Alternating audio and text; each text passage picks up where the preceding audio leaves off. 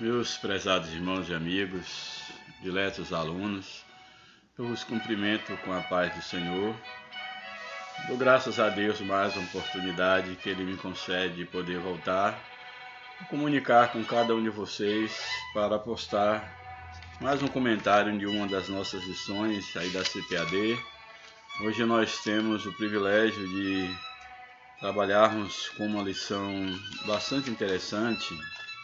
Essa lição ela vai nos dar aqui a oportunidade de abordar um tema bastante atual, atualíssimo, e ao mesmo tempo fazermos uma reflexão sim, de uma maneira que possamos tirar um proveito de um tema que de fato diz respeito a todos nós, que é aí da lição de número 4, de 23 de julho de 2023. A lição de hoje tem como título: Quando a criatura vale mais que o Criador.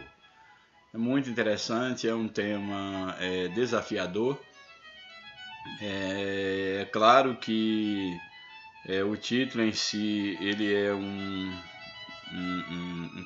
tanto paradoxal, diria assim, porque a primeiro momento nós podemos, ou até pode-se concordar com o tema, olhando de uma maneira superficial, mas trazendo para o contexto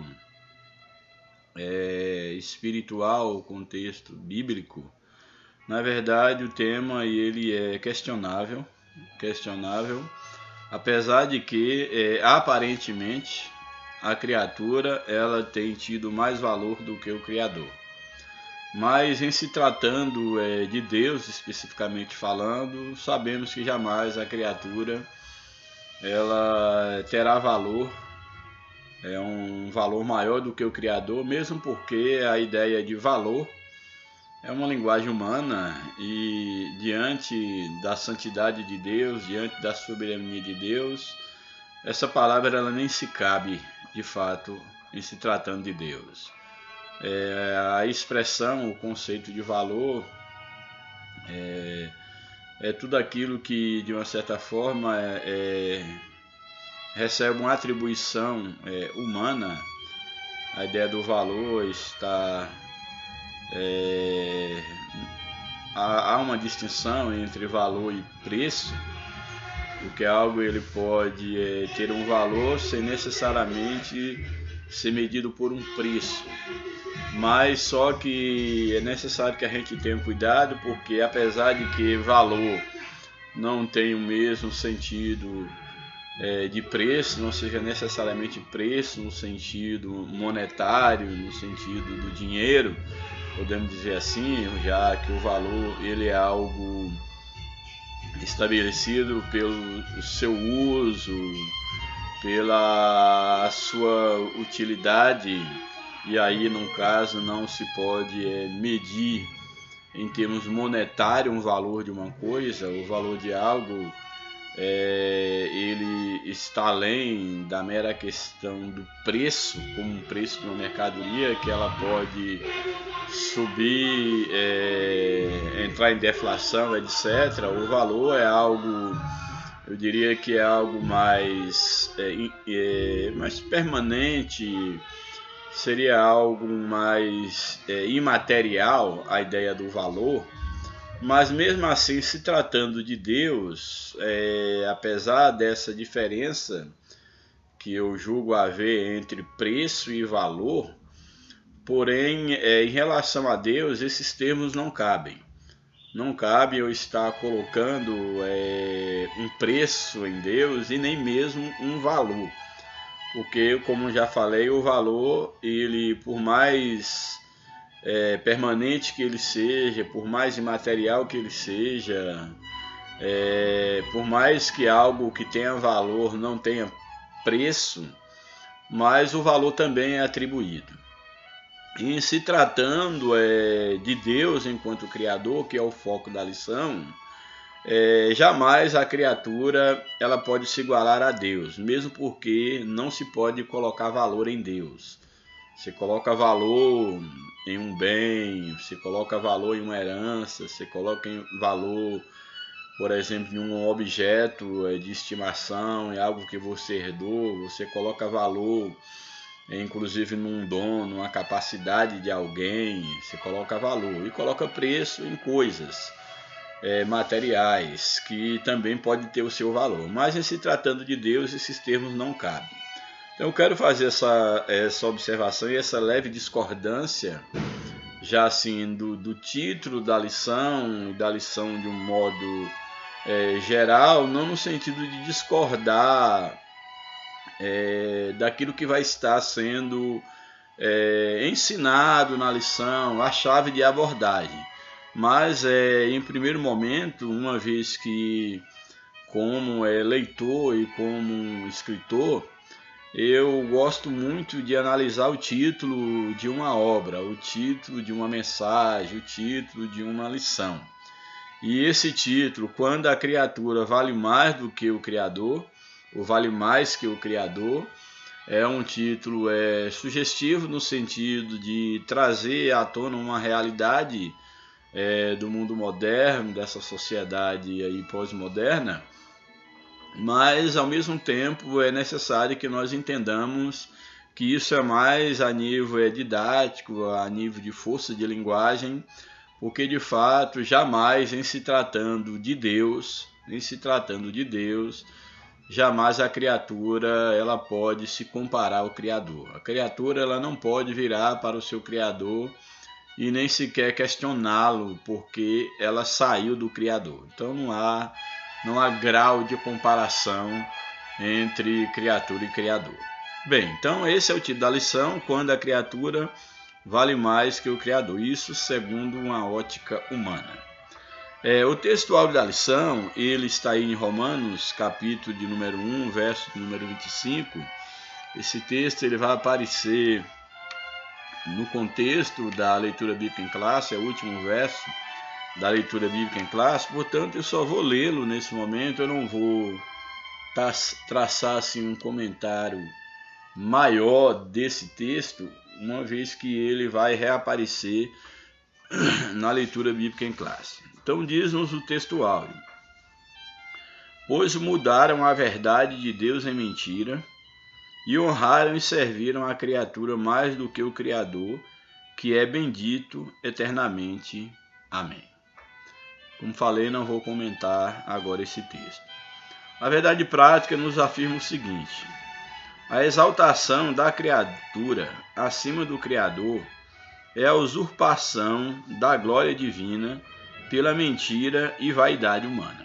Aqui é uma afirmação aqui do comentarista, compreendo o que ele quis dizer com isso, mas essa proposição eu não faria dessa forma, não faria, já que para mim cada palavra ela tem um endereço, e colocar que a exaltação da criatura acima do Criador é a usurpação da glória divina pela mentira e vaidade humana. Isso é algo que eu discordo plenamente. Por que discordo plenamente? Porque não é possível a criatura ser exaltada e estar acima do Criador. Não é possível a homem algum, e criatura aqui, vamos já delimitar, estamos falando dos homens criados por Deus, não estou falando de outra criação, é o próprio homem. Então não há a mínima possibilidade do homem ele ser exaltado acima de Deus, ele se colocar acima de Deus, isso é impossível. Não há nenhuma possibilidade do homem usurpar a glória divina, não há nenhuma possibilidade. A Bíblia deixa bem clara que Deus ele não dá a sua glória a outro, ele não divide a sua glória com ninguém.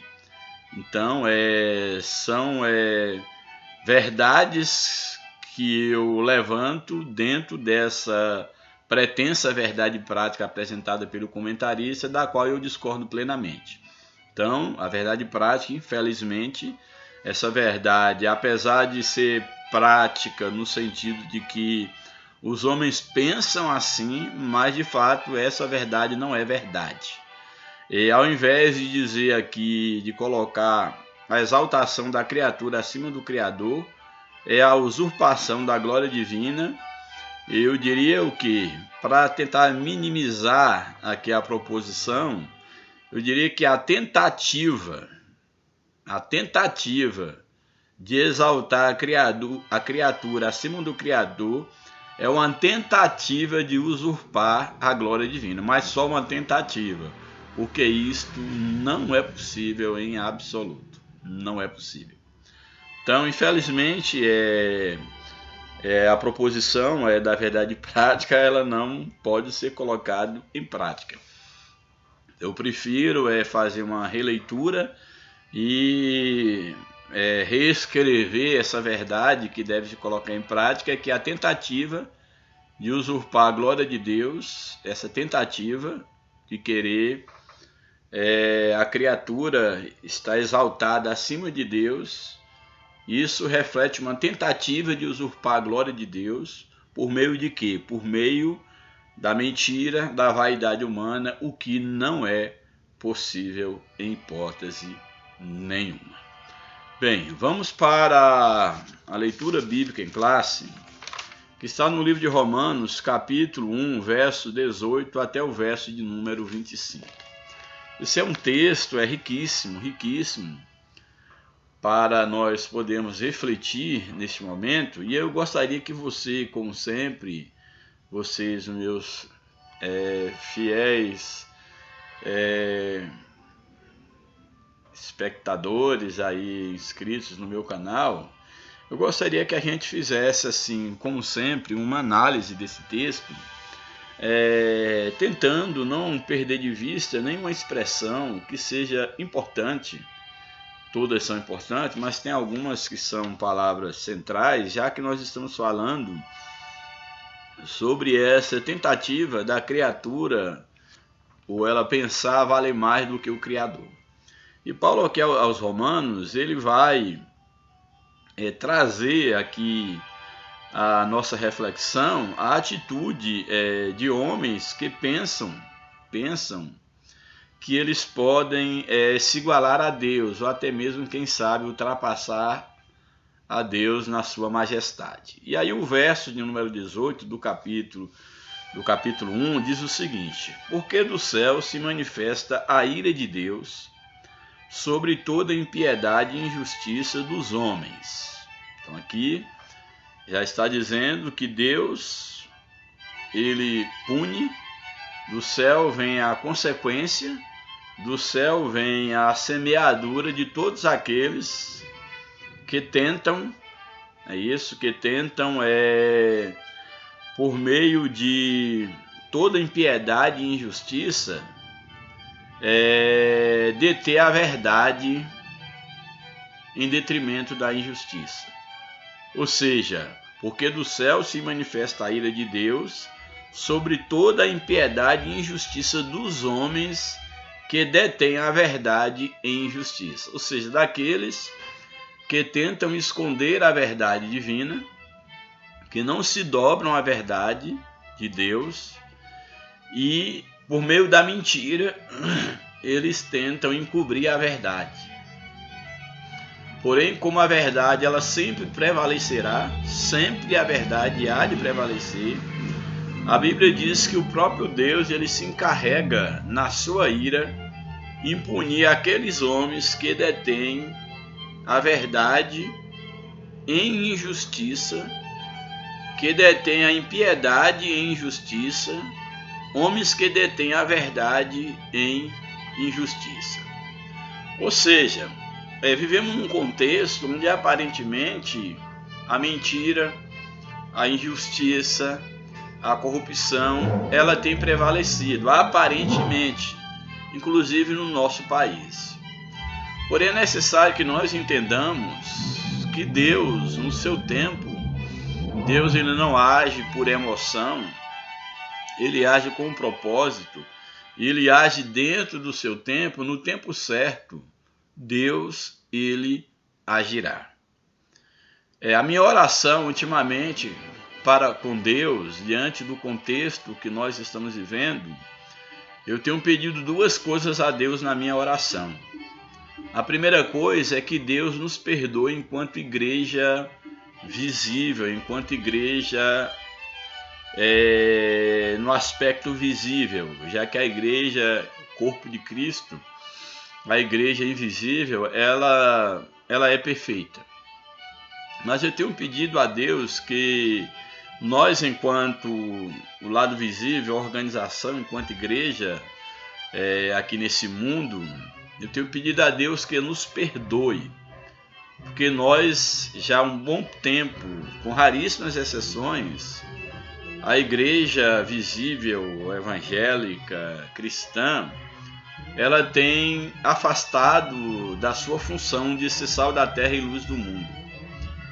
Ela tentou se alinhar com a política, tentou querer receber aplausos sociais, arrumar um lugar ao sol na sociedade, aí no secularismo, e isso tem feito com que a igreja ela perdesse a força, ela perdesse a importância e ela perdesse a sua função de ser sal da terra e luz do mundo. E uma vez a igreja ela não cumprindo com o seu propósito, não estou dizendo a igreja de Cristo, estou dizendo a igreja visível. Uma vez ela não cumprindo com o seu propósito, ela contribuiu para que a sociedade chegasse onde ela chegou. Sociedade ocidental, de modo geral, e a sociedade brasileira. Então a minha oração a Deus, ultimamente, dentro do contexto que nós estamos vivendo a nível de Ocidente, a nível de mundo e a nível de Brasil, eu tenho pedido a Deus que nos perdoe enquanto igreja, porque nós falhamos. Nós contribuímos para que a situação esteja como esteja. E o meu segundo pedido é que Deus perdoe a nação brasileira. Porque a nação brasileira ela pecou contra Deus. Ela pecou contra Deus. E hoje nós vivemos numa escalada do mal. Nós nos tornamos uma nação imoral, uma nação que está de uma maneira crescente, perdendo a dignidade, perdendo os valores éticos e morais, os valores da família estão ruindo, valores da educação, valores da pátria, da família. Nós, de fato, perdemos a referência. Nós estamos a cada dia nos afastando de Deus, nos tornando uma nação imoral. E isso não é só questão a nível de Brasil, mas eu estou falando daquilo que nos toca. Nós nos tornamos uma nação sem referencial, uma nação onde filho não respeita pai, pai não respeita filho, onde o princípio da autoridade já não é mais posto em prática, porque as próprias autoridades também não se dão ao respeito. E aí nós vivemos num contexto de plena destruição de qualquer referencial sólido que as sociedades elas sempre precisaram para subsistir. Então a nossa sociedade brasileira hoje ela cultua a mentira no lugar da verdade. Ela cultua a desonra no lugar da honra. Ela cultua a corrupção no lugar da honestidade. Ela cultua a mentira no lugar da verdade. Ela cultua exatamente o erro. E aqui eu não estou querendo ser um puritano, não é uma questão de ser um religioso, de ser um moralista, não é nada disso. Nós sabemos que para os poucos que ainda restam na nossa sociedade, que ainda guardam em si alguns valores, alguns princípios morais e éticos que devem conduzir a vida na sociedade, de uma família, a vida em qualquer ambiente social, minimamente, onde o respeito, onde regras, valores, princípios são estabelecidos, sabemos que isto, aqueles poucos que ainda conservam isso, não aceita esse estado de coisa que está no nosso país. E aqui eu falo de uma corrupção em todos os aspectos falando. É uma corrupção na religião, inclusive na evangélica. É claro, sempre tem as exceções em todas as áreas, mas é uma corrupção na igreja evangélica, nas demais religiões, mas prefiro falar na igreja evangélica. É uma corrupção na economia, na cultura, na educação, na política, nem se fala. Há uma corrupção generalizada. Há um desvirtuamento da sociedade brasileira, exatamente porque nós pecamos e continuamos pecando contra Deus. Minha oração tem sido essa, que Deus nos perdoe enquanto igreja visível, Deus nos perdoe enquanto nação e que Ele faça justiça. Que Deus ele venha punir o imoral, o corrupto, o injusto, porque Deus ele não toma o culpado por inocente e não toma o inocente por culpado. Porém, Deus tem o seu tempo, quando de fato ele pune os homens, quando o cálice da sua ira já estiver cheio. Isso aconteceu com a nação de Israel. A nação de Israel, quando pecava contra Deus, ia pecando, até que Deus entregava a nação nas mãos do inimigo. A Bíblia fala que o homem, devido ao seu pecado, ele pode ser entregue a si mesmo. Mas eu tenho pedido a Deus que Deus perdoe a nossa nação. Que a nossa nação se volte para Deus. Que a igreja se volte para Deus, igreja enquanto instituição. Que a igreja evangélica ela seja de fato uma representante de Cristo, não carregue apenas o nome de evangélico. Que nome hoje de igreja evangélica não é sinônimo de igreja de Cristo. Não estou dizendo que lá não tenha pessoas que fazem parte da igreja de Cristo. Não estou dizendo isto. Mas não significa, na atualidade, necessariamente igreja de Cristo, igreja evangélica não significa igreja de Cristo. Então que Deus nos perdoe, mas que Ele faça justiça.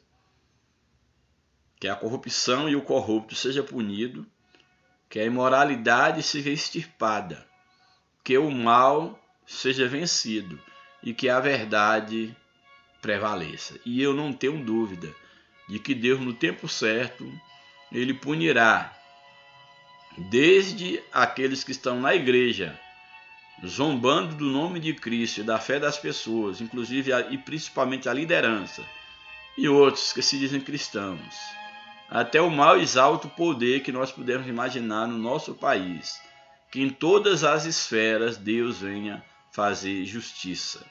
Essa é a minha oração.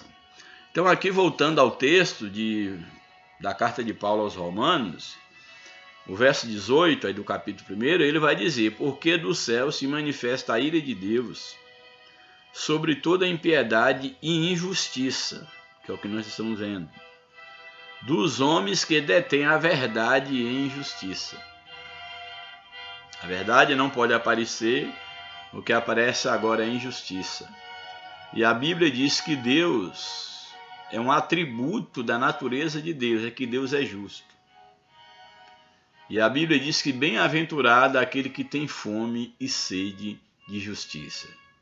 E isso eu tenho fome, eu tenho sede de que Deus faça justiça na igreja evangélica, faça justiça na nação brasileira. Aí o verso 19: porquanto o que de Deus se pode conhecer, neles se manifesta, porque Deus lhe manifestou. Olha que coisa interessante. No verso anterior, ele diz que do céu se manifesta a ira de Deus sobre a impiedade e a injustiça dos homens desses homens que detêm a verdade e justiça, porque o que de Deus se pode conhecer, nele se manifesta, porque Deus o manifestou.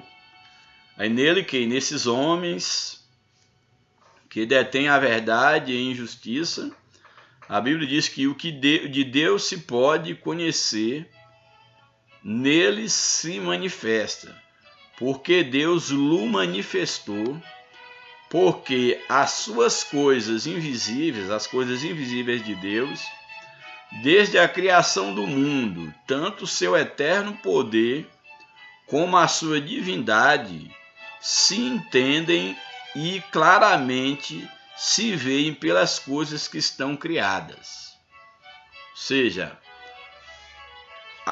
o próprio Deus, ele se manifesta ao homem e a esses ímpios, e não tem como eles serem indesculpáveis diante de Deus, porque até as coisas invisíveis de Deus, elas são manifestas por meio das coisas criadas. Ou seja, a própria natureza manifesta que há um Criador. Um dia faz declaração, outro dia, uma noite traz conhecimento a outra noite.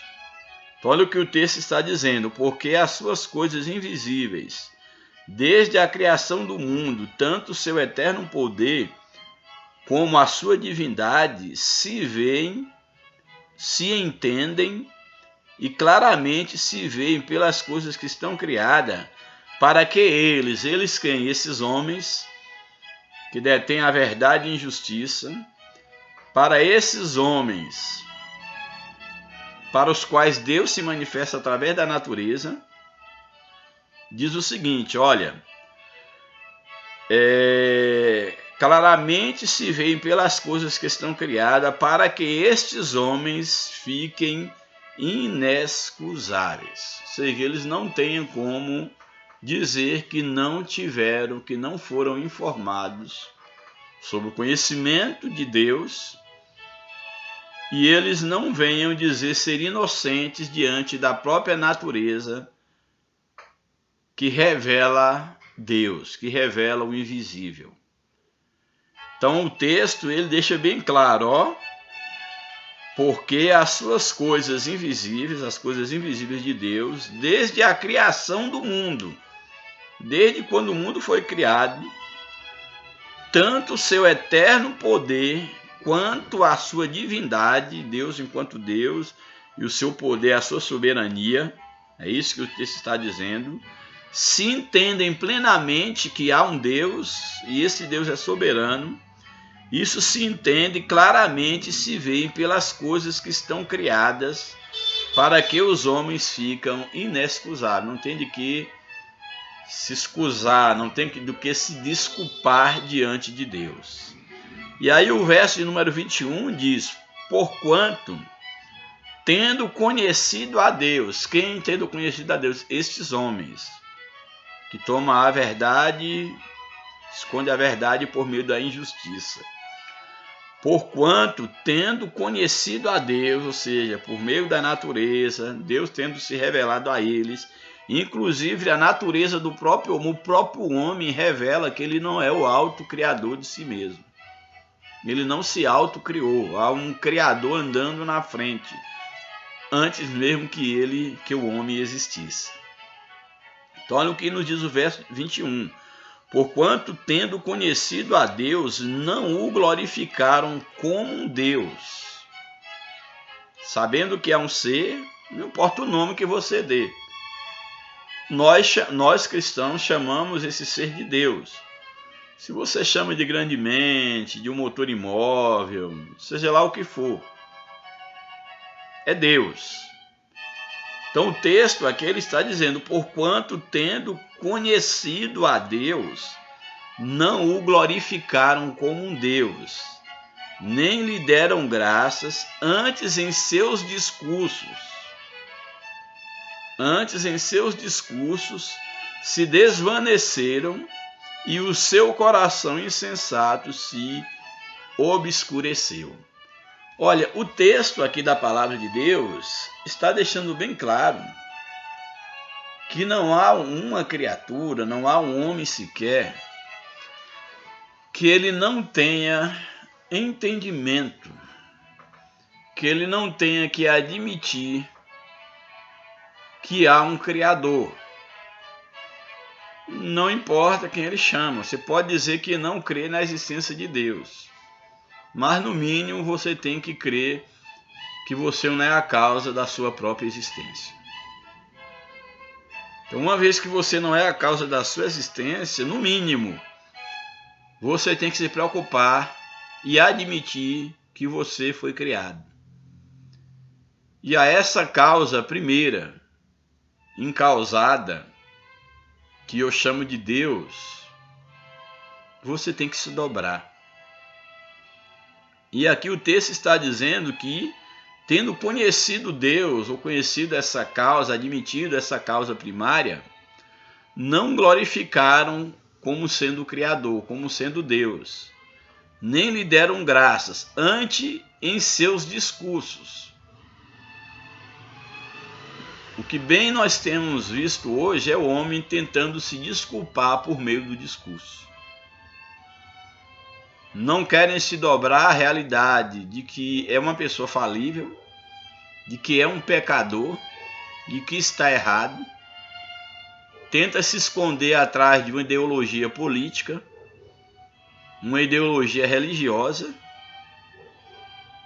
seja qual for a ideologia que você defende. Tenta a todo custo se defender, se discursar, ao invés de admitir que de fato você está errado. Que você deve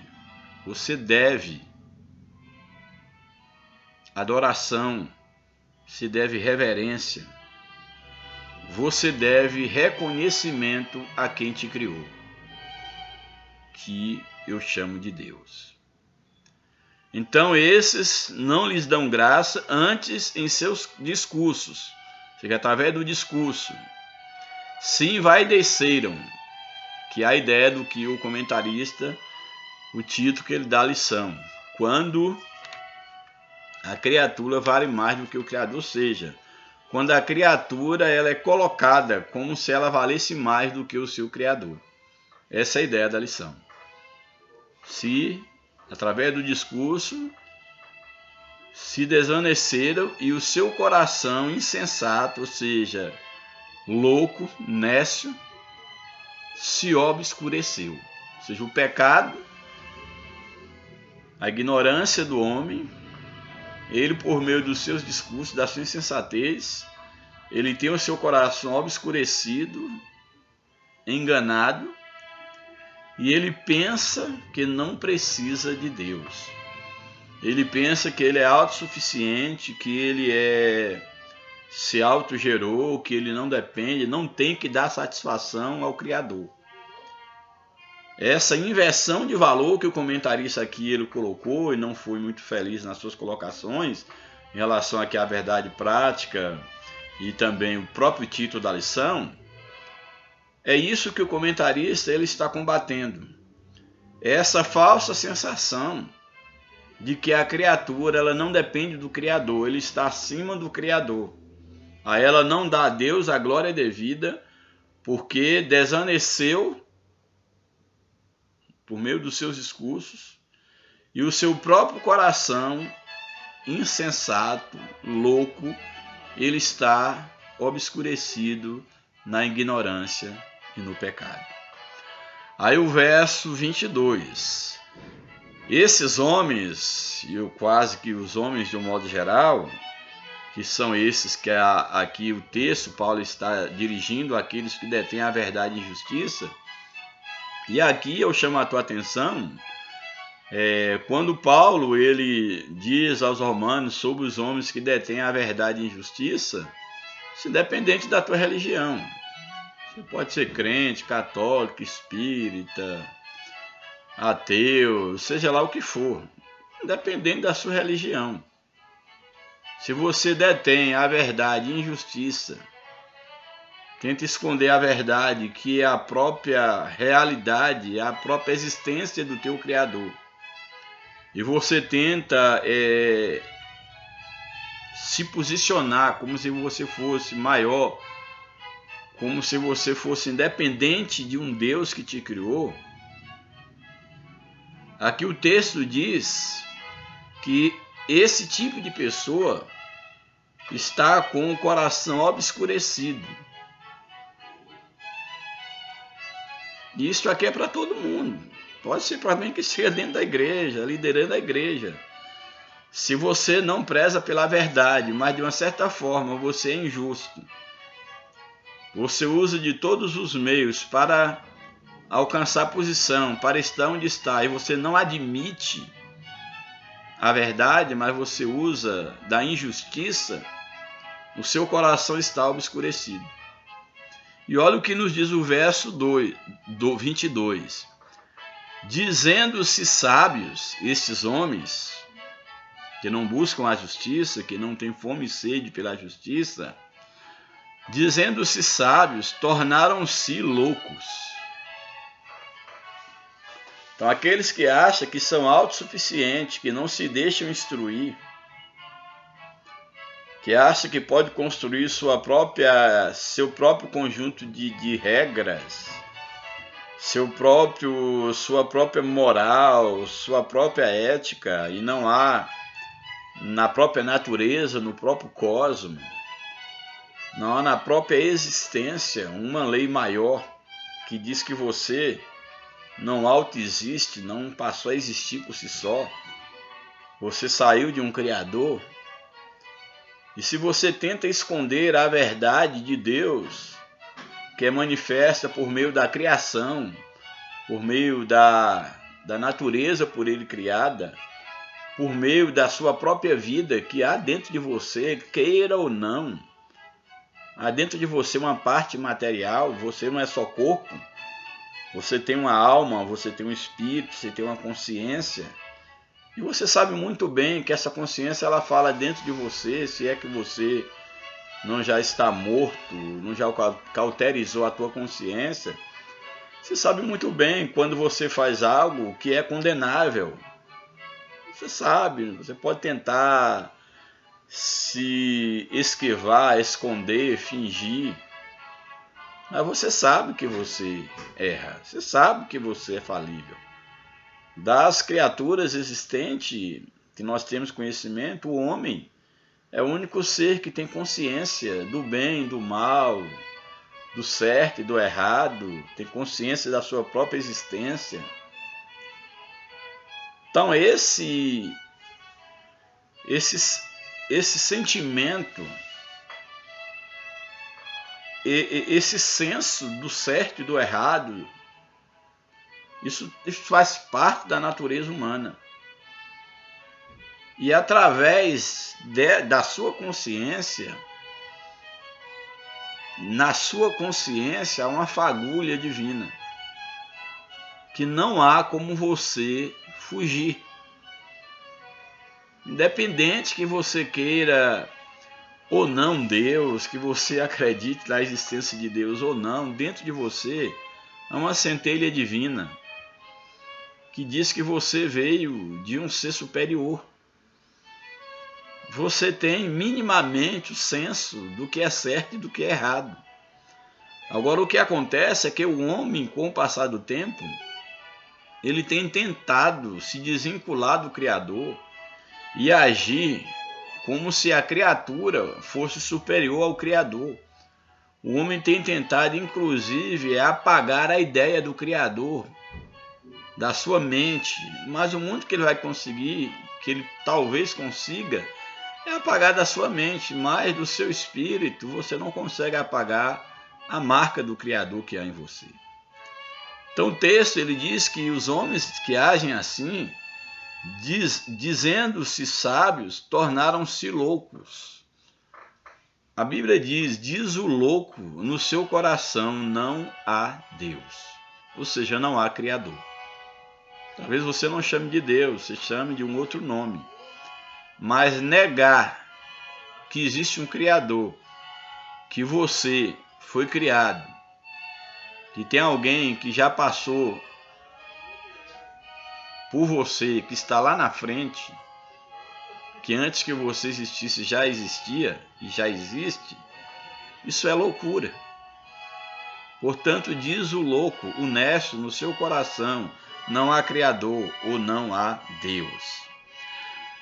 Então, tornaram-se loucos. E aí o verso 23, mudaram a glória do Deus incorruptível, ou seja, do Criador incorruptível, ou seja, sem defeito, incorruptível. Mudaram a glória, ou tentaram mudar. Quando Paulo diz aqui mudaram, Paulo ele não está defendendo que o homem mude a glória de Deus, mas é o homem, na sua loucura, ele pensa ter suplantado a Deus e daí ele achar e agir, pois ele pensa ter mudado a glória de Deus, que é um Deus que não pode se corromper, que essa é a ideia do incorruptível, é um Deus que não sofre corrupção, não é pego de surpresa, ele não pode ser alterado, ele não pode ser ultrapassado, ele não pode jamais ser vencido pelas suas criaturas. Então Paulo está dizendo, e mudaram a glória do Deus incorruptível, que não pode ser mudado, em semelhança da imagem de homem corruptível, ou seja, agem como se Deus fosse igual ao homem, se corrompesse. Então, infelizmente, essa tem sido a atitude de muitas pessoas, inclusive evangélicos, que acham que Deus, ele é um Deus fraco, é um Deus igual ao ser humano, é um Deus corruptível, e que a imagem do homem pode se confundir com a imagem de Deus. Então é isso que Paulo está dizendo, mudaram a imagem do Deus incorruptível em semelhança da imagem do homem corruptível, como se Deus se corrompesse como homem. E aí ele cria ídolos para si, para tomar o lugar de Deus. E o homem, ele desde quando ele cai, ele peca contra Deus, ele se torna um criador de ídolos por excelência. Então olha o que o texto diz. E mudaram a glória do Deus incorruptível em semelhança da imagem do homem corruptível. Então faz um Deus para si, uma imagem do homem, e o próprio homem também assume esse lugar de Deus, ou tenta, pelo menos pensa, assumir o lugar de Deus. Então diz, olha, criou para si, mudaram a glória do Deus incorruptível em semelhança da imagem de homem corruptível, de aves, de quadrúpedes e de répteis. São as várias formas ou amostra dos vários tipos de ídolos que os homens têm criados. Imagens, ídolos, ícones, totem, para poder se apegarem.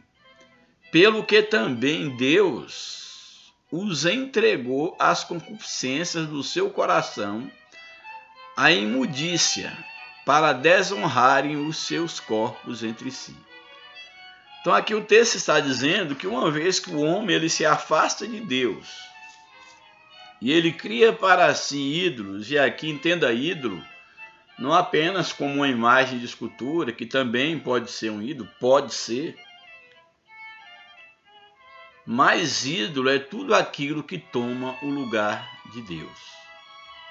Ou seja, se eu não admito que sou uma criatura e eu ajo como se eu estivesse acima do Criador, eu mesmo me torno um ídolo. Se eu acho que o meu conhecimento é mais profundo do que o conhecimento de Deus, o meu conhecimento se torna o meu ídolo. Se eu acho que a minha inteligência, a minha capacidade, os meus bens, o meu corpo, o meu cônjuge, os meus filhos, eles são mais importantes do que Deus, estão acima de Deus, tudo isso se tornam ídolos. Então não fique com essa ideia restrita, pensando em ídolo como apenas uma imagem de escultura, que pode ser um ídolo ou não, a depender da forma como você encara e do valor que você dá a essa imagem, o lugar que ela ocupa na tua vida, na tua devoção. E a Bíblia deixa bem claro que não podemos ser devotos e nem fazer imagem de nada, nem do que há nos céus e nem embaixo na terra.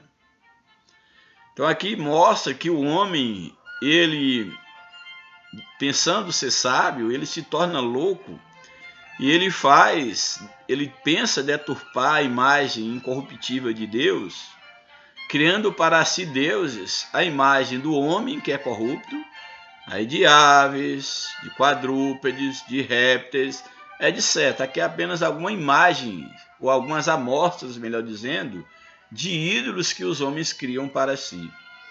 Aí o verso 24 vai dizer o seguinte, olha, pelo que também, ou seja, uma vez que o homem fez isso, entrou por esse caminho, Deus os entregou às concupiscências do seu coração, à imundícia, para desonrarem os seus corpos entre si. Ou seja, uma vez que o homem ele tenta negar a Deus, negar a realidade, a adoração a Deus, a Bíblia diz que como consequência disso, esses homens que assim procedem, Deus os entrega à sua própria vontade.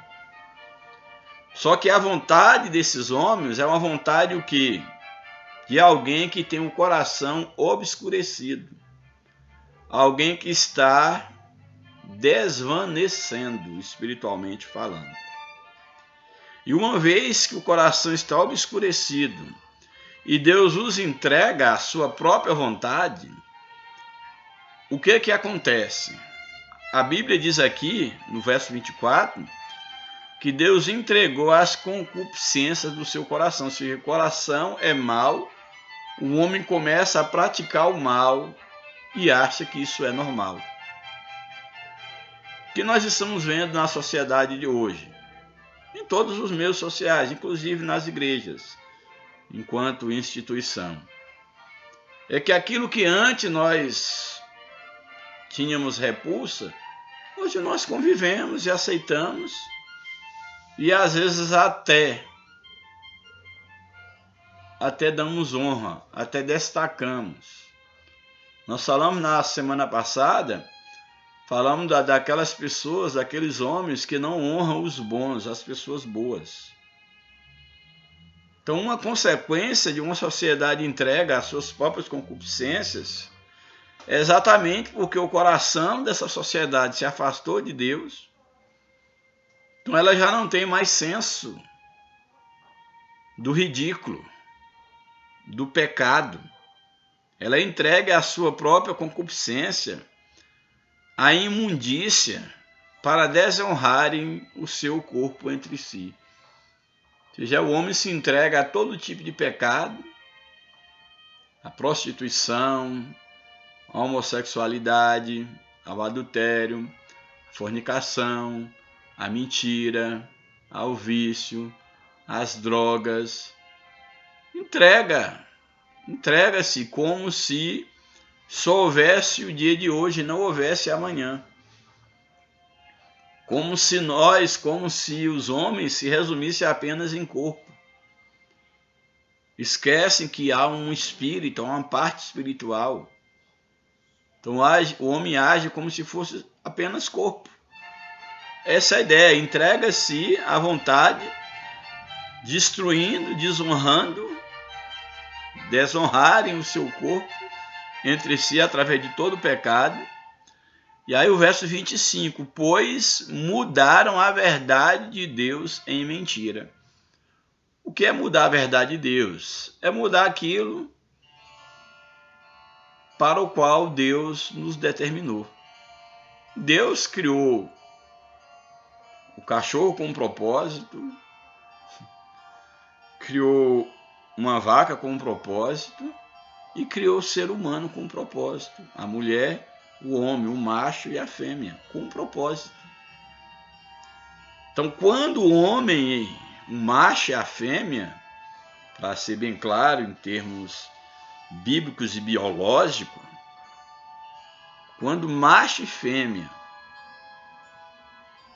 quando o ser humano ele não age cumprindo o papel ou a função para a qual foi criado dentro da natureza, dentro da criação, ele está mudando a verdade do seu ser. Deus não te criou, mulher, por exemplo, para você se expor nas redes sociais como se fosse um pedaço de carne no açougue para ser apreciado pelos clientes. Aí cada um compra de acordo com as suas possibilidades financeiras. Não. Você não foi feito para isso, mulher, e nem você, homem. A verdade do porquê você existe e do fazer valer aquilo que nós, homens eu digo no sentido genérico, do que nós falamos com orgulho, que nós somos os racionais, somos os seres de culturas, os seres políticos, os seres que o modo de ser é fazer ciência, etc, etc. Então, a verdade do nosso ser, se de fato somos racionais, somos seres de cultura e de ciência, é para corresponder com aquilo para o qual Deus nos criou. Se você desonra o seu próprio corpo, se você desonra a sua própria natureza e a finalidade para a qual Deus te criou, se um cachorro ele cumpre a sua função de cachorro, ele está vivendo a verdade do que é ser cachorro. Se o homem não cumpre a função para a qual ele foi criado enquanto homem, feito à imagem e semelhança de Deus, mas ele está vivendo uma mentira, está mudando a verdade do seu propósito de criação, está mudando em mentira, está vivendo uma mentira, por meio da ideologia política, religiosa, filosófica, seja lá o que for, ele não está cumprindo com o propósito divino. Então a ideia do texto, ao dizer mudaram a verdade de Deus em mentira, é exatamente quando Deus te cria macho para exercer a sua função enquanto macho, Deus te cria fêmea para exercer a função enquanto fêmea, Deus te cria racional para exercer a função enquanto racional, Deus te cria um ser de cultura para assim exercer essa função, um ser de ciência, etc. Se você não exerce a função para a qual você foi criado, você está vivendo uma mentira. Você está transformando a verdade, o objetivo do teu existir, exatamente se está transformando em mentira. E fazendo assim, o texto diz, e honraram e serviram mais a criatura do que o Criador. Ou seja, qual a ideia de servir mais a criatura do que o Criador? É o homem viver como se o centro da sua vida fosse ele mesmo. Acompanhe comigo o raciocínio. Quando alguém cria um objeto, por exemplo, o homem é um ser que cria, ele cria esse objeto para uma finalidade, para uma utilidade. Todo objeto é criado para uma utilidade. Então imagine eu criar um objeto e esse objeto ganhar autonomia a ponto de ele se desvencilhar de mim e ele passar a viver em torno de si mesmo enquanto criado e destruir o seu Criador. Então o que o texto aqui está dizendo, olha, honraram e serviram mais a criatura do que o Criador. É a ideia do homem agora ele achar que ele não precisa de Deus, que o Criador, ele não depende mais do Criador, que o Criador é algo ultrapassado, e agora ele passa a viver para si mesmo. Ele passa a honrar a si mesmo enquanto criatura. Essa é a ideia. Honrar a criatura mais do que o Criador. É honrar as coisas criadas por Deus também, mas principalmente honrar a si mesmo enquanto criatura, como se você fosse melhor do que Deus.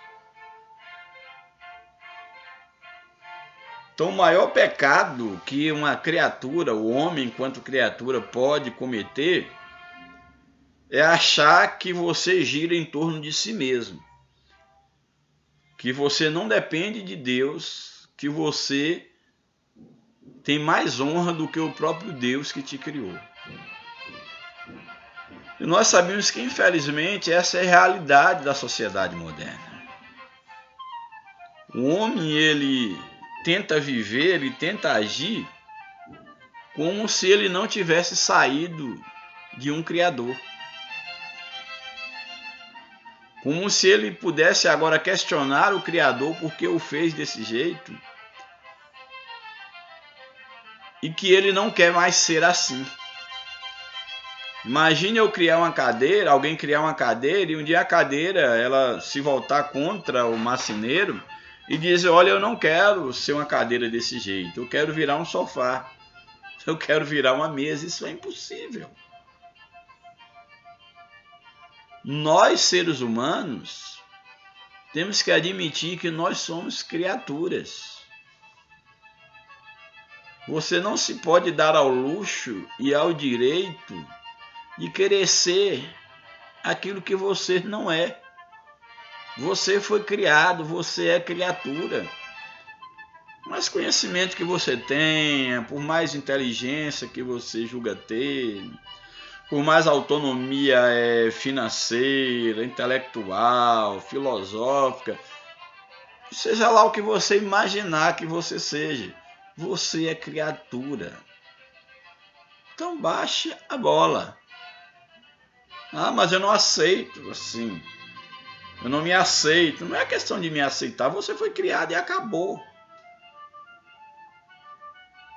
A criatura não pode questionar o Criador. E quando a criatura ela não cumpre a função para a qual ela foi criada, ela passa a viver uma mentira. Então o melhor é você se aceitar. É você procurar qual o seu lugar dentro da criação. Enquanto um racional, um ser de cultura, um ser de ciência, um ser de religião, um ser de moral, de ética. É você procurar o seu lugar. Então aqui Paulo está ensinando, olha, mudaram a verdade de Deus em mentira. Honraram e serviram mais a criatura, ou seja, a si próprio, do que ao Criador, que é bendito eternamente. Amém. Então essa é a ideia do texto. Bem, eu vou para agora o comentário da lição. Já gastei aí quase que uma hora, só nessa parte aqui do comentário da leitura bíblica em classe, porque eu julguei ser importante. Então vamos ver aí a introdução da lição. A soberba e a insensatez do homem ímpio o mantém afastado da verdade de Deus.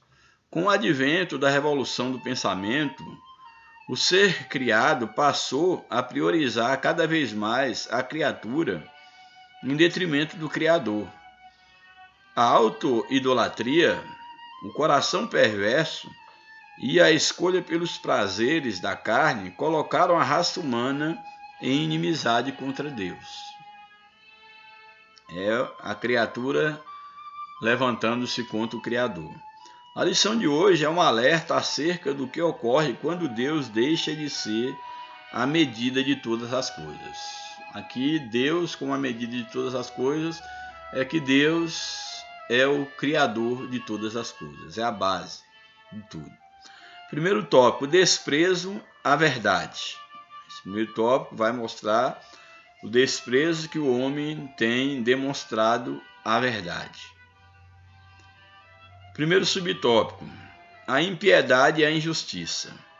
O termo impiedade é a tradução do grego azebeia, que significa irreligiosidade. Ele refere-se à decisão do ser humano de viver como se Deus não existisse. Então, o que é um ímpio? Quem é um ímpio? O ímpio é aquele que vive, que age como se ele não tivesse um Criador, que para nós é Deus. Então, impiedade, viver como ímpio, é viver como se Deus não existisse, é agir como se Deus não existisse. Então, se você age como quem não tem que dar satisfação a ninguém, como quem não deve satisfação ao seu Criador, não importa que nome você dê a ele, para mim eu acho mais simples chamá-lo de Deus, você é exatamente um ímpio, você vive em impiedade, que é exatamente a decisão do ser humano de viver como se Deus não existisse, ou seja, como se o Criador não existisse. Já o vocábulo injustiça vem do grego adikia e significa sem retidão, que é uma pessoa injusta, é uma pessoa que não é reta, que não é verdadeira. Essa é a ideia da injustiça. Então, viver em injustiça é viver em vida incorreta diante de Deus. Então esse é o sentido da injustiça, sem retidão. A palavra carrega a ideia de não ser reto diante de Deus e nem com o próximo. É você não viver, ser aqui dentro desse contexto de ser injusto, é você não viver em retidão nem diante de Deus e nem perante o seu próximo, e nem perante a própria natureza criada por Deus. Ambas as palavras revelam aí a injustiça e a impiedade. Ambas as palavras revelam a situação geral da humanidade não regenerada, sua idolatria, o culto à criatura, a perversidade, a depravação moral, que expressam a decisão deliberada do homem em desprezar a verdade divina. Então, ser ímpio, viver em injustiça é uma atitude deliberada, porque não há como você negar que existe um Criador. É impossível você negar isso. Você não se autocriou. Então, viver uma vida de impiedade, que é exatamente viver como se Deus não existisse, como se não existisse o Criador. Viver uma vida de injustiça, que é viver uma vida incorreta, sem retidão, diante de Deus e diante dos homens, sem buscar andar, ou pelo menos andar em retidão, é exatamente uma prova da situação da humanidade degenerada, de uma humanidade decaída, e cuja perversidade tomou conta do coração e que está vivendo numa depravação moral e que de forma deliberada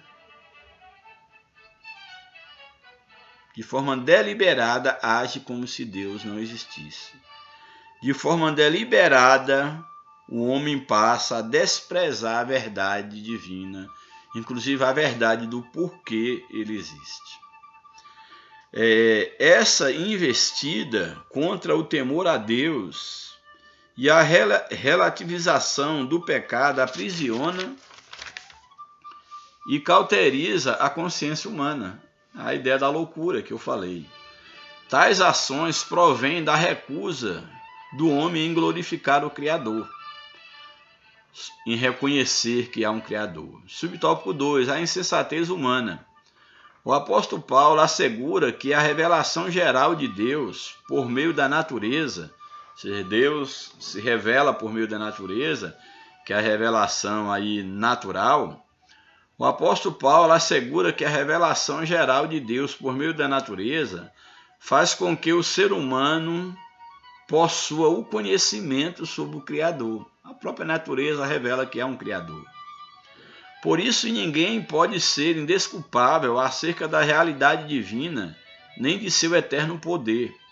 Não obstante, mesmo em contrário, ou em contato, melhor dizendo, não obstante, mesmo em contato diário com essa revelação que é a própria natureza, o homem iníquo e ímpio não glorifica a Deus nem lhe rende graças. Em lugar de reconhecer o Criador, o ser criado age como se não fosse criatura e se comporta como se fosse divino, que é o que o comentarista ele quis dizer quando ele coloca quando a criatura vale mais do que o Criador. É quando a criatura ela pensa valer mais do que o Criador. Aí ela age dessa forma, que é o contexto que nós estamos vivendo, em que a criatura ela parece que vale mais do que o Criador. Ela pensa ser mais do que o Criador, lê do engano. Então é exatamente isso o que a palavra de Deus aqui está combatendo, que esse culto, essa insensatez humana, que vai levar o culto à própria criatura. Então, ou seja, em lugar de reconhecer a Cristo, o homem age como se a criatura, não dependesse de Deus, como se não fosse uma criatura, e se comporta como se fosse divino. Por causa das especulações pretensiosas de seu coração e de sua autoidolatria, tanto o seu raciocínio quanto o seu intelecto em relação à verdade tornam-se inúteis. São obscurecidos pela sua loucura. Suas ideologias rejeitam, pervertem, substituem a verdade de Deus pela mentira do homem. Querer ser aquilo que você não é. Dessa insensatez resulta a idolatria e a perversão moral. Aí vem o subtópico 3, o culto à criatura. Ao rejeitar Deus e suas leis, os filhos da ira, ou seja, os ímpios, são deixados à mercê de seus desejos pecaminosos. Então, quando o homem rejeita a Deus, Deus entrega o homem à sua própria vontade. É o livre-arbítrio. Deus ele é tão poderoso que ele fez uma criatura com o potencial de, inclusive, rejeitá-lo. Deus continua amando o homem, sim. Mas quando o homem decide deliberadamente virar as costas para Deus, Deus deixa o homem seguir o seu caminho. E ai de mim, ai de você, quando Deus nos entregar a nossa própria vontade. Não queira estar numa situação dessa. Não queira estar debaixo da vontade permissiva de Deus. É o pior lugar para estar, é debaixo da vontade permissiva de Deus. É Deus permitir que você siga seu próprio caminho. Nunca queira estar numa situação dessa. Então, são deixados à mercê de seus desejos pecaminosos, dentre eles, esses desejos pecaminosos, a impureza sexual, a degradação do próprio corpo. Aqui o texto bíblico ratifica a anunciada ira de Deus sobre a impiedade e a injustiça dos homens. A corrupção moral do ser humano deriva de sua rebelião contra Deus. Sua natureza decaída troca a verdade pelo engano. Prefere honrar e servir a criatura em lugar do seu Criador. Assim, na religião, no caso dessa corrupção no campo da religião, os seres criados passam a ser cultuados. Então, na religião, aí vem o culto ao homem, a um réptil, aí por meio de uma imagem de escultura ou qualquer coisa assim, ou de uma própria estrela, seja lá no mundo secular, no mundo gospel, seja quem quer que seja, pastor, líder religioso, seja lá o que for. Então, essa decadência na religião vai ser o quê? Os seres criados passam a ser cultuados, isso na religião. Na ciência, a matéria é colocada acima de Deus. A matéria passa a valer mais do que o Criador da matéria. e a matéria aqui envolve tudo, o mundo material como um todo, inclusive o próprio homem. Na sociedade, o artista, o atleta, o político, o líder religioso se torna uma referência de idolatria em afronta ao Criador, que é bendito eternamente. Aí, quantos nós vemos agora dentro da sociedade aí moderna? Quantos nós temos aí pessoas, aí artistas, atletas, cantores, políticos, pastores, etc., que eles são o foco da atenção, que eles são idolatrados dentro das igrejas.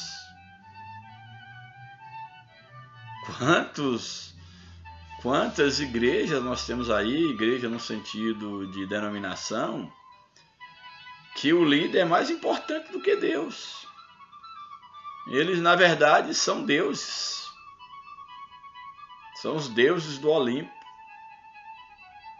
Eles, na verdade, eles ditam a regra, conduzem a igreja para onde eles querem. Eles agem com poder total sobre os liderados, sobre os seus subordinados. E eles perderam totalmente o temor de Deus, não está nem aí para Deus. Roubam das ovelhas, são pessoas que já perderam o temor de Deus, são verdadeiros ímpios, que agem sem nenhum temor de Deus, que agem como se não tivesse que prestar conta diante de Deus. Nós vivenciamos isso na atualidade. Infelizmente, aqueles homens honrados, sérios, no evangélico, por exemplo, são exceções.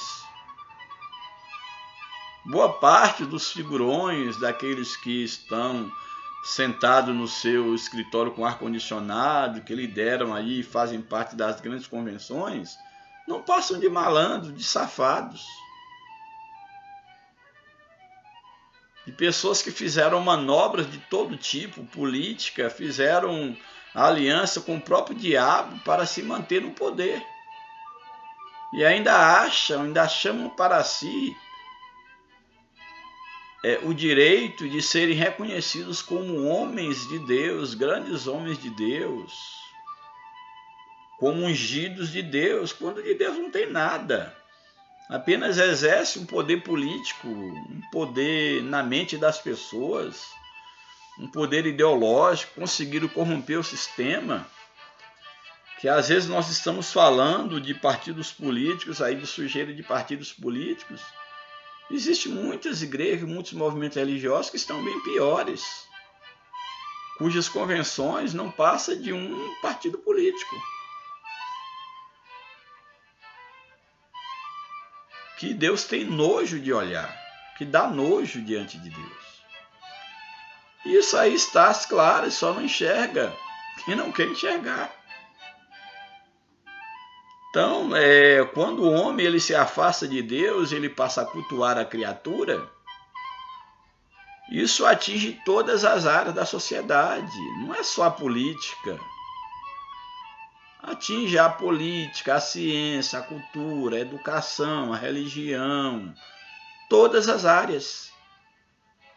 E no nosso caso aqui, como estamos falando do nosso público, evangélicos ou pelo menos pessoas que simpatizam da palavra de Deus, infelizmente isso não é diferente em relação a muitos líderes religiosos que eles se tornaram verdadeiros papas, verdadeiros deuses.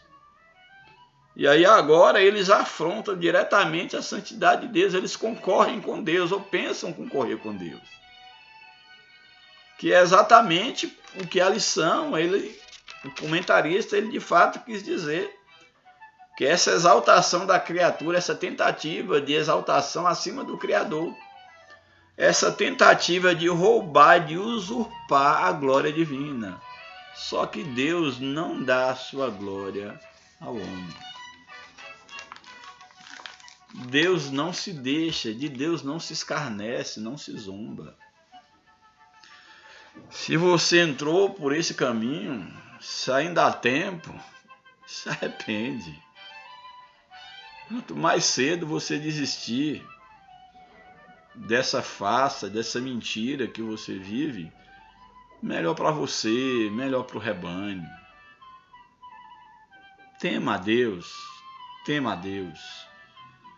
Aí na sequência do texto, da lição, melhor dizendo, nós vamos aí para o ponto 2 da lição, revolução do pensamento humano.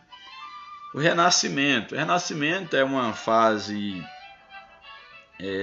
da história da humanidade que tem o seu alcance na cultura, na política, nas artes, na música. É, na verdade, uma revolução em todas as áreas sociais, em toda a humanidade.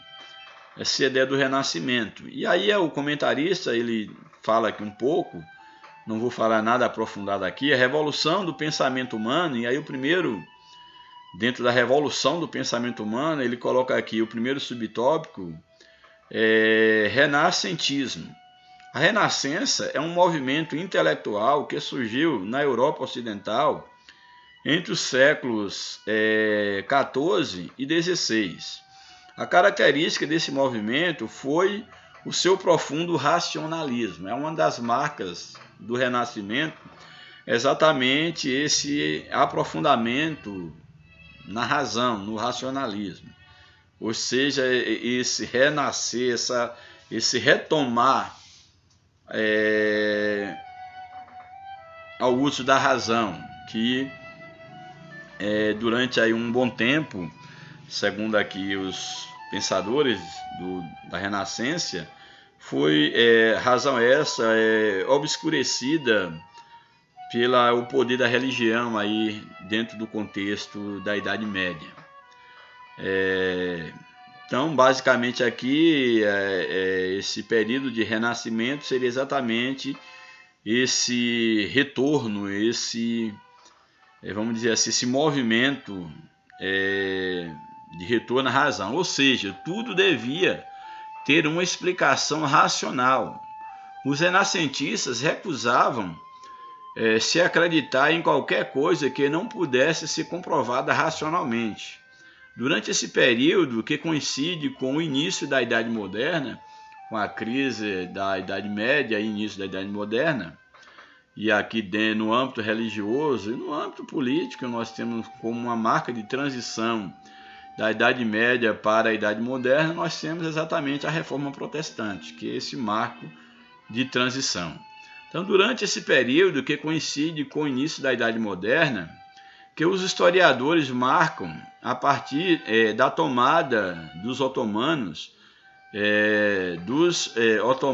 pelos turcos em 1453 até 1789, que é a época da Revolução Francesa. A visão teocêntrica, no caso em que Deus era a medida de todas as coisas, foi mudada por uma concepção antropocêntrica, em que o homem se torna a única medida de todas as coisas. No lugar de ver o mundo a partir das lentes do Criador, os homens passam a exercê-lo a partir das lentes da criatura. Assim, surgiram os primeiros efeitos do processo de secularização da cultura, quando a vida social passou a ceder espaço para o racionalismo e o ceticismo.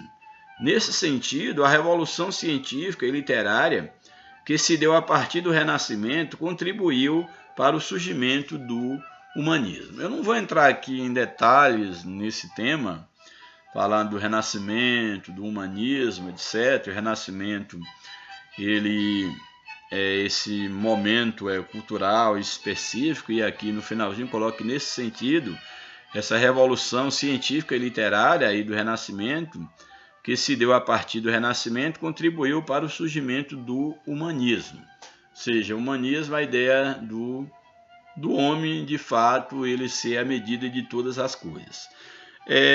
Aqui logo em seguida vai falar um pouco do humanismo, mas o Renascimento, nós não podemos também demonizar esse período do Renascimento, é um período muito rico, Ele é um período, inclusive, fundamental para a revolução dentro do campo religioso, fundamental. A contribuição aqui dentro desse contexto para a reforma protestante, para a questão do acesso que nós temos hoje, inclusive a Bíblia, a universalização do conhecimento, a inserção dos pobres na escola, por exemplo, tudo isso o Renascimento teve e tem a sua contribuição inegável. Então não podemos demonizar tudo. E a ideia também aqui de achar que o Renascimento é o homem no centro, como se os renascentistas e os próprios humanistas fossem ateus, isso não é verdade. Inclusive, praticamente todos os proponentes da reforma protestante, todos eles eram humanistas, em maior ou menor medida. A questão é que existem humanistas e humanistas. Então, nós não podemos dizer que o Renascimento em si é algo negativo, que o humanismo é algo negativo. Não, o Renascimento teve sua contribuição. A partir desse momento, o homem é aquilo que na Idade Média tudo era em nome de Deus, e aí Deus entendia-se mais como a religião e não o próprio Deus, que é bom deixar isso bem claro. Quando diz que a Idade Média era o teocentrismo, Deus no centro, não é bem assim. Seria mais a religião no centro do que Deus no centro. Então, nesse sentido, o Renascimento ele teve uma contribuição, vamos dizer assim, inestimável para o homem despertar da razão e também contribuir para que o próprio homem ele buscasse a Deus também, tivesse o conhecimento de Deus sem a tutela, sem a intermediação da igreja. A questão é que houve radicalismo por um lado, por outro, sem sombra de dúvida. O homem, o homem, eu diria que de uma certa forma ele quis desvincular-se totalmente, algumas linhas desvincular totalmente da religião e de Deus, em alguns aspectos, e descobriu, logo mais, na modernidade, que a razão não dava conta de tudo. A própria modernidade, ela teve a sua crise. Quando surgem aí as duas grandes guerras mundiais, o homem vai ver no que deu a razão, confiar totalmente na razão. Que é exatamente essas duas grandes guerras mostrou a crise da modernidade, quando o homem apostou tudo na razão e viu que a razão também, apenas seguir a razão, independente da fé, independente de Deus, isso também não deu certo. Mas não podemos jogar sujo e dizer que o Renascimento foi algo negativo, que não foi. Agora, é claro, toda transição, toda mudança causa mudanças. E aí isso é inquestionável. Mas temos então aí que o Renascimento ele vai ser fundamental para aí o surgimento do humanismo. E aí o subtópico 2, apesar que de uma certa forma o humanismo, o Renascimento é um período cultural, mas o humanismo, eu creio que a própria ideia do Renascimento já é uma manifestação do humanismo. Agora, claro, a gente está separando o humanismo enquanto período cultural, etc. Mas, para mim, Renascimento e humanismo são, em termos de pensamentos filosóficos, em termos de matrizes, eles se implicam. É como se fosse, de uma certa forma, nesse aspecto aqui restrito que eu estou colocando, como fosse faces da mesma moeda. Então, mais o humanismo mesmo, enquanto um pensamento em temporalidade, aqui coloca a questão aqui como a gente bem colocou, o Renascimento surgindo aí a partir do século XIV até o século XVI, e o humanismo aqui datado, surgindo aqui no século já no século XV, seja no final mesmo da Idade Moderna. Então temos aqui o humanismo, subtópico 2. A Itália foi o principal centro humanista nos fins do século XV, Para o movimento humanista, aí é o que eles defendem, a ética e a moral dependem do homem. Assim, a criatura passou a ser a base de todos os valores e não o criador, e não a religião, vamos colocar assim. Os humanistas aprofundaram seus estudos na história antiga a fim de desconstruir os livros sagrados. Aqui a gente tem que guardar muitas reservas em relação a algumas coisas, porque, como falei uma vez, que a própria reforma protestante ela só foi possível por causa de grandes humanistas, grandes renascentistas, senão ela não era possível. Então a gente tem que ter um certo cuidado para não ser muito totalizante. A gente tem que ter um certo cuidado para não ser muito simples assim, achar que humanismo é sinônimo de ateu, de antideus, e não é isso, na verdade. É claro que há humanistas e humanistas, mas os reformadores, eles eram humanistas, na verdade. Bem, então, os humanistas aprofundaram seus estudos na história antiga, a fim, isso aqui segundo o comentarista, a fim de desconstruir os livros sagrados. É uma leitura, mas não é a única. De positivo, o que se destaca do humanismo? Destaca-se a valorização dos direitos do indivíduo, isso é fundamental no humanismo, porém esta não é uma bandeira própria do humanismo. A Bíblia possui um arcabouço de concepções de liberdade e de igualdade, isso já, a Bíblia já desde Deuteronômio já assegura isso, que antecedem muitos direitos que apareceram nos tempos modernos. Destaca-se que a Escritura ensina a igualdade entre as raças, classe social e de gênero. A Bíblia já coloca isso desde lá no princípio.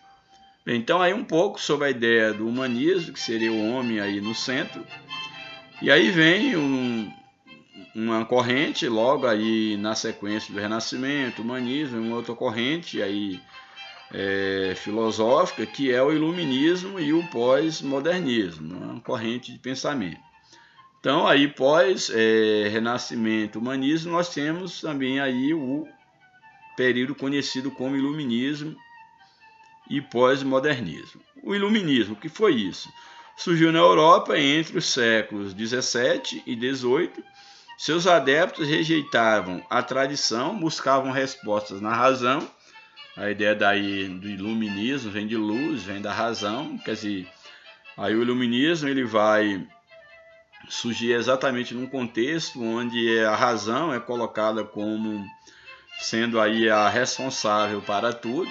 Aí olha que estamos aí no século XVII até o século XVIII, e lá no século XX, aí logo depois, cerca de quase 2 séculos depois, nós temos aí a crise da modernidade com as 2 grandes guerras mundiais.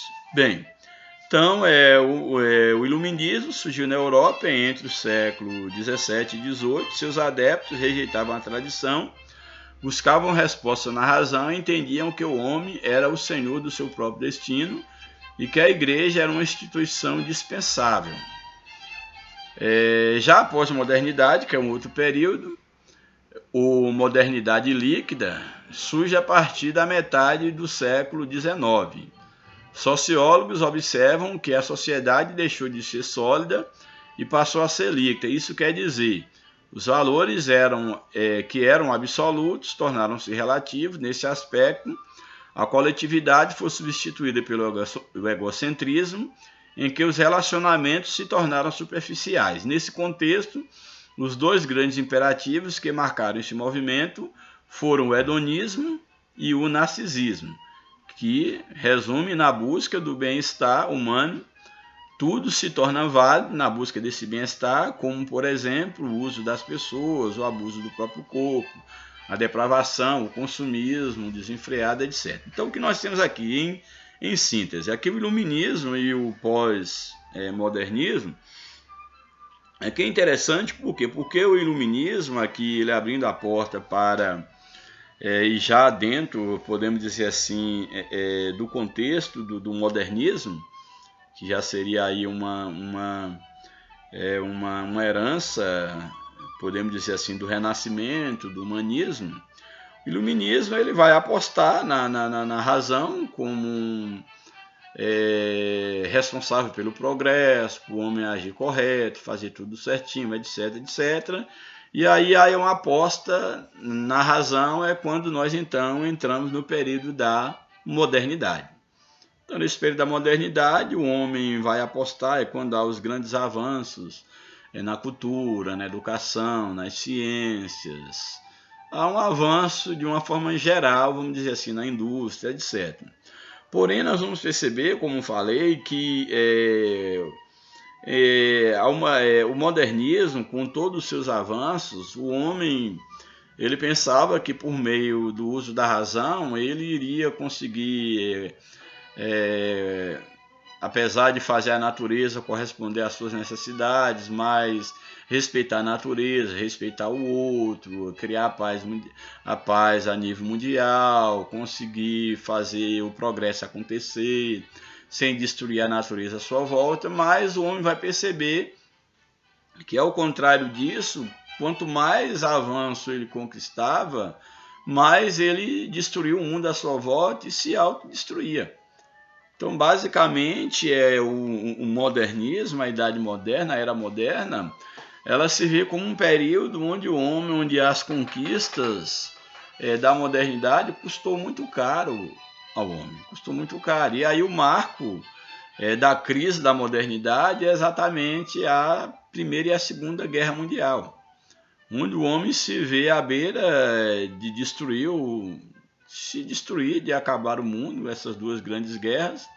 E aí, com essas guerras, nós vamos ver então que agora começa a surgir, aí como o texto coloca aí, na segunda metade, a partir, aí a lição ela coloca que surge a partir da metade do século XX, ou seja, a segunda metade do século XX, já desde 1915, a Primeira Guerra Mundial, mais especificamente a crise mesmo se dá após a Segunda Guerra Mundial, de 1945. Então, na segunda metade aí do século XX, nós vemos agora então a crise da modernidade. É onde vai surgir um período aí chamado de um período de transição, que esse período, inclusive, segundo alguns autores, nós ainda estamos vivendo até hoje, que é o chamado de pós-modernidade. E aí a ideia de pós-modernidade não tem nada a ver com a questão de que algo era moderno e agora é ultramoderno, não é necessariamente isso. Aí a ideia do pós, a gente tem a tendência a pensar que somos homens pós-modernos, porque estamos mais modernos do que os modernos do passado. Não é bem isso. Aí pós-moderno, na verdade, inclusive alguns autores nem admitem de fato que esse período de fato ele exista, mas a pós-modernidade é colocada como um período de transição. Então seria apenas uma fase de mostrar que o pós-moderno se reflete exatamente a uma crise da modernidade de fato. Então o pós-moderno, na verdade, seria uma referência à crise da modernidade. Por quê? Porque a modernidade, o homem se apegou à razão e agora ele não pode mais voltar à Idade Média, ao apego à religião, ou à fé, entre aspas. E agora também ele se apegou à razão e a razão também não o salvou. Então ele está agora afastado dessa dependência da fé ou da religião, porque ele não vê mais como voltar a se sustentar na religião, e ele também apostou tudo na razão e vê que a razão também falhou.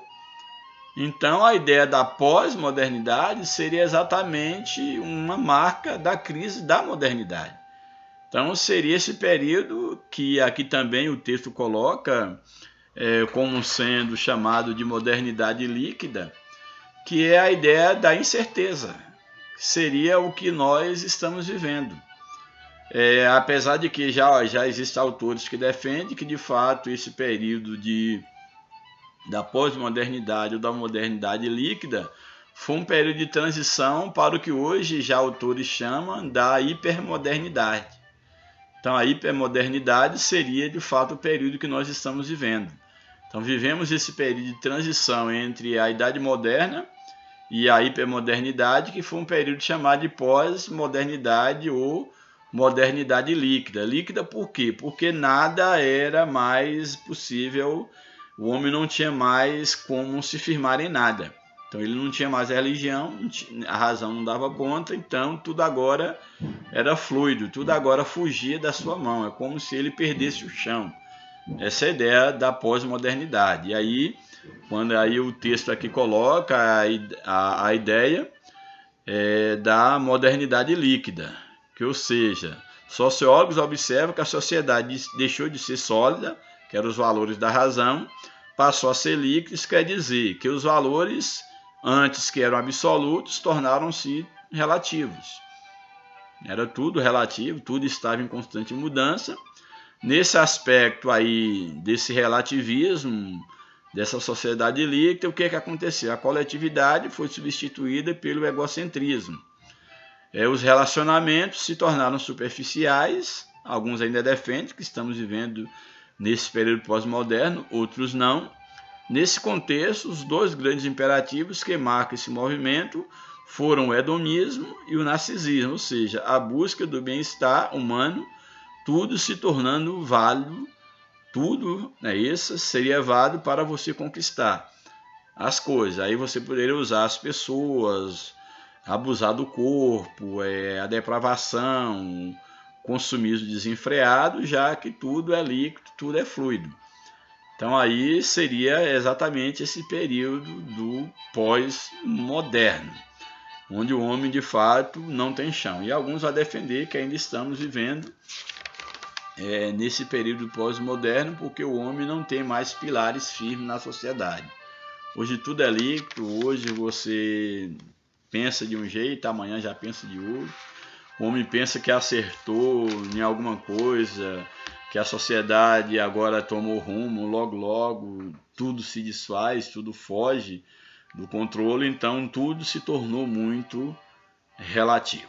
E aí o terceiro tópico, tipos de autoidolatria, que faz parte desse caráter do homem atual, que se pode chamar de pós-moderno ou de hipermoderno, que isso são conceitos apenas. Primeiro subtópico, idolatria da autoimagem. A idolatria é tudo o que se coloca no lugar de adoração, que toma o lugar da adoração a Deus. Nesse caso, podemos dizer que o culto à autoimagem é uma forma de idolatria. Sabemos que hoje o homem cultua a sua autoimagem. Nada contra, e você não deve descuidar do seu corpo, em hipótese nenhuma, deve. Se você pode, entra numa academia, procura um nutricionista, procura cuidar do seu corpo, ter uma boa alimentação, apesar que ter uma alimentação saudável sai caro, mas se você puder, cuide do seu corpo, pelo menos faça um exercício, uma caminhada, isso é de graça, não paga nada, pelo menos ainda não paga nada. Então, cuide do seu corpo. Mas o problema aqui da idolatria da autoimagem é que nós sabemos que o homem da atualidade, homens e mulheres, eles têm uma preocupação tão grande com o exterior, de ser um homem sarado, uma mulher sarada, um corpo sarado, mas quando abre a boca só tem merda na mente. Desculpa a expressão. São pessoas bonitas por fora, que têm uma boa aparência, mas que não tem nada, o interior é podre, é imundo, é sujo. Então aí há um culto aí à autoimagem, quando na verdade há um desprezo pelo interior, pela alma, pelo espírito. O homem ele tenta cuidar da sua aparência, mas ele é pobre de espírito, ele não consegue se colocar no lugar do outro, por exemplo. O homem ele tem perdido a empatia, a alteridade. Então, isso é marcas dessa geração, dessa sociedade que cultua a autoimagem. Aí você passa, aí entra aquilo que eu falei no início, o homem, a mulher, e aí não é só adolescente, é jovens, mulheres casadas, expondo o seu corpo na internet, quase nu ou nu, e aí expondo o seu físico e passando a ser um objeto de cobiça, de apreciação do outro, vestindo e vivendo para deixar o seu corpo como se fosse uma escultura, uma espécie de um ídolo, de algo para ser admirado, cobiçado, apreciado pelo outro, mas com um espírito muito pobre. Uma pobreza de criticidade, uma pobreza de posicionamento, de decisões na vida. É uma sociedade de jovens fortes, jovens sarados, mas que não aguenta aperto, que não aguenta pressão, não consegue resolver nada sozinho, tudo é o papai e a mamãe tem que dar na mão. É esse tipo de sociedade que infelizmente nós estamos vivendo, que esse culto, essa idolatria à autoimagem. Então a idolatria é tudo que se desloca, toma o lugar de Deus. Nesse caso, podemos dizer que o culto à autoimagem é uma forma de idolatria. Enquanto Cristo reflete a imagem de Deus, Cristo não se autopromovia, ele refletia a imagem de Deus, a glória era para Deus. O narcisismo humano reflete a natureza do pecado. Esse narcisismo humano, aqui narcisismo tem a ver com essa autovalorização da imagem, essa paixão por você mesmo. Que o Narciso era aquele que olhou a sua imagem na água e ele se apaixonou por ele mesmo. Então hoje o homem ele é apaixonado por si mesmo, entendeu? Essa paixão, fica olhando toda hora, batendo selfie, e olhando, admirando a sua beleza, o seu corpo, está mais sarado, te dando pose, fazendo pose a todo instante, em todo lugar tem que ter um momento, inclusive nas igrejas, para poder bater a melhor pose. Já pregadores que vai pregar e já leva alguém para em tempo real estar postando fotos, pequenas partes de vídeo, né, do momento da pregação, aquelas poses e aqueles momentos mais eloquentes. Isso é um culto ao corpo, isso é idolatria, é uma auto-idolatria. Então, infelizmente, hoje o homem vive disso, entendeu? Dessa aparência. E, na verdade, as pessoas passam a ser valorizadas por aquilo que elas aparentam e não pelo que de fato elas são. E repito, você não deve desprezar o seu corpo, mas também tenha muito cuidado para você não se tornar o seu próprio Deus, o seu próprio ídolo, que escapar de você é mais difícil. Bem, então, enquanto Cristo ele reflete a imagem de Deus, o narcisismo humano reflete a natureza do pecado. O apóstolo Paulo retrata o homem caído como uma pessoa egoísta. E aí o egoísta, o que é um egoísta? É uma pessoa que é amante de si mesmo.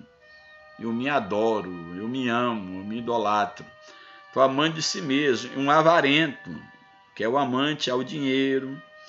Também uma pessoa odiosa, que sem amor para com o próximo. Uma pessoa rebelde, sem amor para com Deus. Hedonista, amante dos eleites. Não, a vida se resume a isso aqui, então vamos deleitar, vamos dar lugar aos prazeres da carne. Isso é o hedonismo.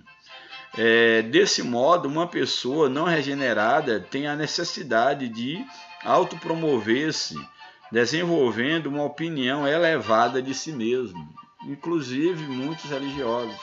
A Bíblia diz que você não deve pensar de si mesmo além da medida da fé, além daquilo que você é, falando de uma linguagem mais clara. Essa pessoa também anseia pelo reconhecimento e de modo ilícito busca estar sempre em evidência. Quero estar em evidência, não importa como, não importa o caminho que eu tomar, mas qualquer meio é permitido para atingir um fim.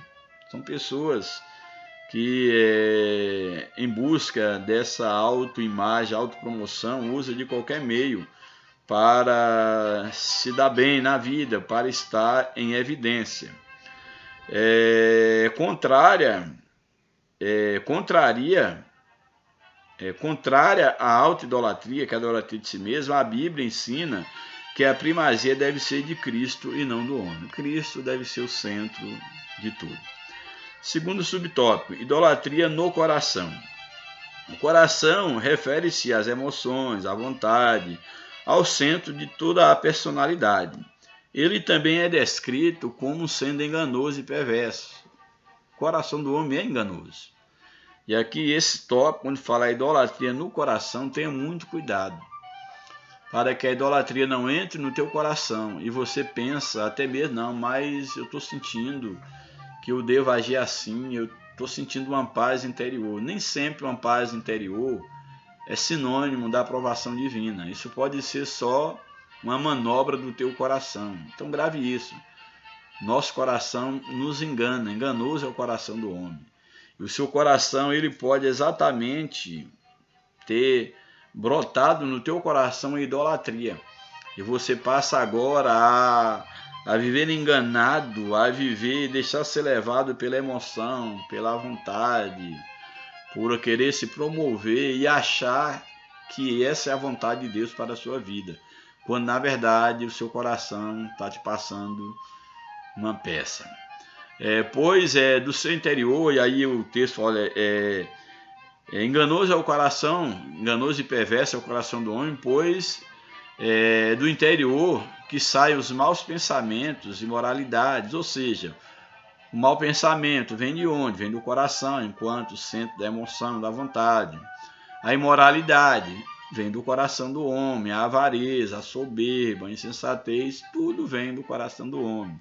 A prostituição, a infidelidade, o adultério, a homossexualidade, tudo vem do coração do homem. Os pecados só existem porque existem no coração do homem. Em vista disso, Deus condena a adoração de ídolos no coração. Infelizmente, algumas pessoas chegam a aparentar que adoram a Deus, mas na verdade servem aos ídolos em seus corações. Assim, quem não teme a Deus traz a idolatria no seu íntimo, quando que prioriza a reputação pessoal, ou seja, eu tenho que, minha reputação, não importa como, mas eu tenho que manter a minha reputação, em detrimento de quê? Entendeu? Então aqui o texto ele deixa bem claro, assim quem não teme a Deus traz a idolatria no seu íntimo, quando prioriza a reputação pessoal, busca o prazer como um bem maior, nutre tendências supersticiosas e possui excessivo apego aos bens materiais. Ao contrário dessa postura, a fim de não pecar, somos advertidos a guardar a palavra de Deus no nosso coração. Escondi a tua palavra no meu coração para não pecar contra ti. E vou correr aqui porque já temos mais de 1h e 40 minutos. O último subtópico, idolatria sexual. A falha no controle dos impulsos sexuais está associada à sensualidade, e à imoralidade e libertinagem. A concupiscência da carne caracteriza quem é dominado pelo pecado sexual. Não se trata apenas da prática do ato imoral, mas da busca intencional. Então, a ideia aqui da idolatria sexual e da concupiscência da carne não é apenas a prática de um ato ali pontual, sexual, por uma fraqueza da carne, alguma coisa, uma tentação, não. Mas é quando a pessoa busca intencionalmente e compulsivamente pelo prazer sexual ilícito. Então isso se torna uma espécie de uma idolatria. Quando você vive em torno do sexo, compulsoriamente você anda atrás do prazer sexual de forma ilícita, e até mesmo quando você se torna um maníaco sexual ou você já não respeita mais o seu cônjuge. Também deve ter cuidado em relação a isso, muito cuidado. É o altar da idolatria sexual edificado no coração. Então a adoração a Deus é trocada pelo culto ao corpo, a fim de satisfazer o ídolo da perversão e da lascívia por meio de pecados. A orientação bíblica para escapar desse mal é a seguinte: vivam no Espírito e vocês jamais satisfarão os desejos da carne.